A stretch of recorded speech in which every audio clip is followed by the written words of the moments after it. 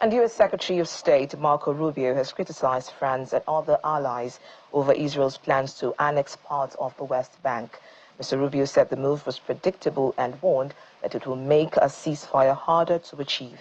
He singled out France for recognizing Palestine at this month's UN General Assembly, calling it a step that undermined peace efforts. Mr. Rubio also said the war in Gaza could end immediately if Hamas laid down arms and released hostages, adding that the United States is ready to provide aid once the fighting stops.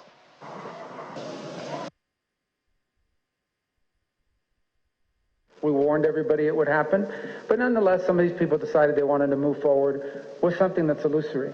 You know, right now, we should be focused on how do we end this war in Gaza? How do you eliminate Hamas? How do you disarm Hamas?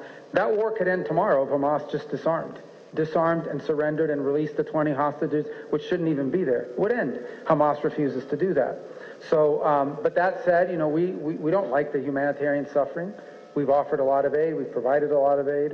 We're prepared to provide aid now, and we're prepared to provide a lot of aid after the war ends as well, along with other countries around the world. But as far as what you're seeing with the West Bank and the annexation, that's not a final thing. That's something that's being discussed among some elements of Israeli politics. I'm not going to opine on that today. What I am going to tell you is it was wholly predictable. We told all these countries, before they went out and they did this, we told them that if they did this, they went through with this thing, there wasn't going to be a Palestinian state, because that's not the way a Palestinian state is going to happen, because they have a press conference somewhere.